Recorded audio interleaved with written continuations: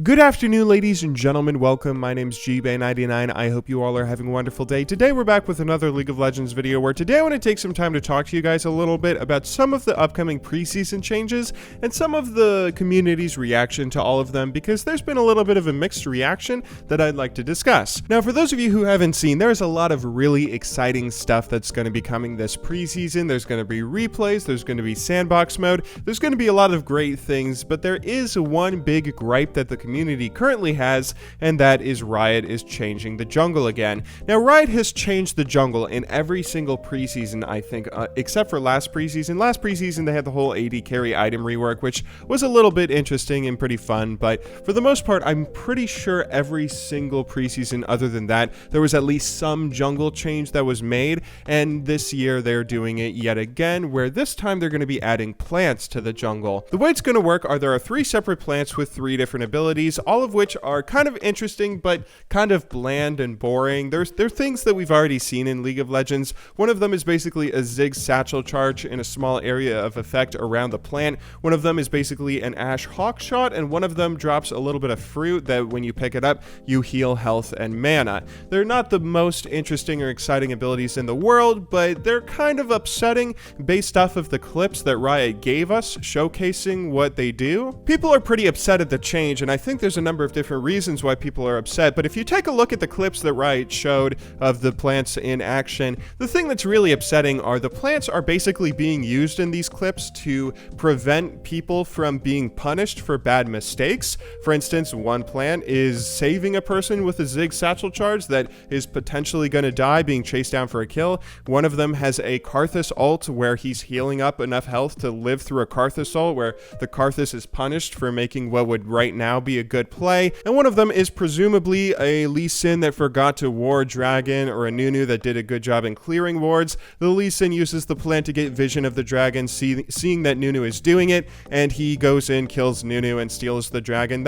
These are all instances where players are either playing really well or really badly, and the plants are affecting that, and I think that's one of the reasons that people are getting a little bit upset when they take a look at these clips. Lately, there's been a lot of people yelling about these changes and saying that they're really not a good step for League of Legends to take, and I'd say that I kind of agree with them as well. To be honest, I think these changes are kind of a step in the wrong direction in terms of the mini games that Riot likes to implement into League. Over the past few years, we've all made the joke that Riot has been throwing a lot of mini games into League of Legends through the form of new abilities in reworks and just champion changes in general, some of which work really well and some of which not so much. So for instance, in my opinion, an example of a mini game ability that would work really well would be Fiora's new ultimate. Fiora is a champion who is focused on trying to basically be a fencer that finds weak points with her passive and gets a little bit of an extra damage boost based off of if she attacks opponents on the right area.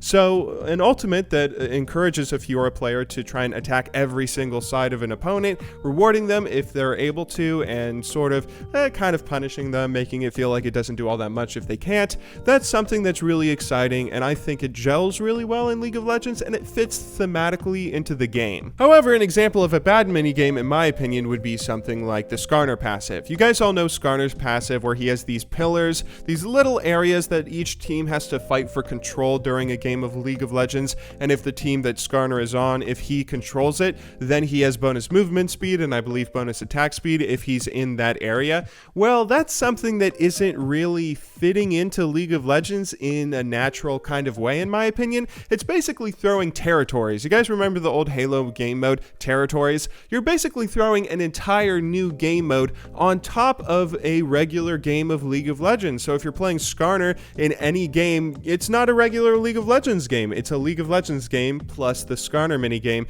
that just has to be added on and compared to. It's just another little thing you have to think about in your head that isn't really necessary, and it feels unnatural since it's only with this champion and it affects the entire map. If you were to ask me, I'd say the plants fall into the latter category of being a bad minigame that Riot is implementing into League of Legends. Sometimes with the jungle changes, they've implemented some really good ones, like I believe it was 2 seasons ago now, at the preseason of season 4 maybe, where they added the smites, where if you smite a Wraith camp or whatever it is, then you get the Oracle's passive. If you smite blue buff, you get mana. If you smite red buff, you get health. If you smite the golems, you get get a little bit of a passive that that helps you stun jungle creeps when you're attacking them. If you smite Gromp, you get a mini Thornmail effect. Those smite passives, I think that was a really nice mini game added to League of Legends, where it's a really understandable mechanic that we've seen forever. The idea of camps giving buffs if you kill them is something that's been around since the inception of League of Legends with red buff and blue buff. Adding on this little extra, oh, if you smite certain camps then you get additional buffs,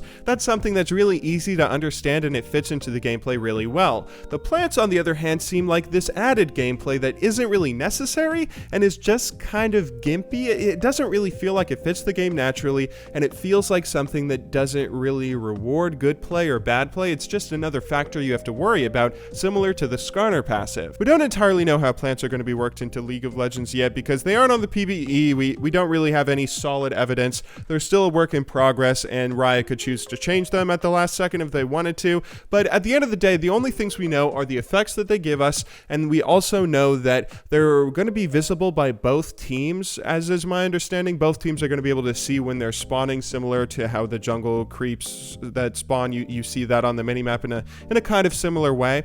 Now, the thing that really bothers me about the plants are they don't really add any sort of dynamic to the game. They just sort of provide a buffer, almost. I don't know if that's the right word, but they provide an extra ability that teams have to worry about to whatever team it is that kills the plants. Now, a lot of people have come out against these changes and said that they think they're going to be a bad thing for League of Legends, or at least that Riot should make sure they're keeping a close eye on how the plants go in the preseason so that they can possibly change or maybe remove them if they aren't working out by the start of the new season.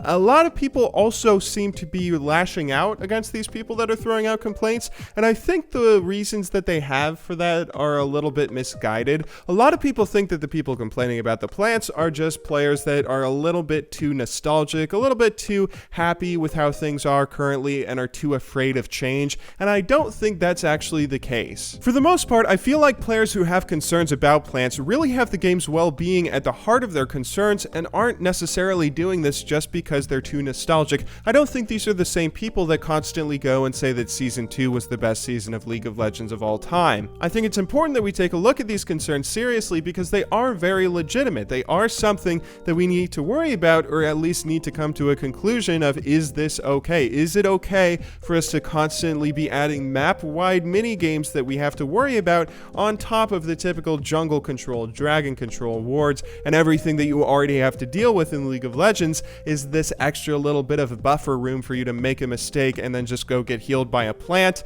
Is that something that we're okay with? Personally, I don't really think the changes are going to work out that well. I think they're a little bit gimmicky, and they are, as I keep saying, another mini game that you have to deal with. But maybe I am wrong. Maybe they will feel completely natural and just add another level of complexity to the game that will be really fun. I do hope, however this turns out, Riot will be able to keep a level head and look at these plants objectively. If they're bad, just remove them from the game, or if they're good or on the verge of being good, keep them with whatever tweaks they want to make. I think that this could go either way, and I will keep an open mind myself. I honestly have a lot of faith in Riot. They've been making so many good decisions lately, giving us replays, giving us a sandbox mode, giving us solo queue back, even giving us a Satan Teemo skin. I have the utmost confidence that whatever it is that happens, they will make the right decision.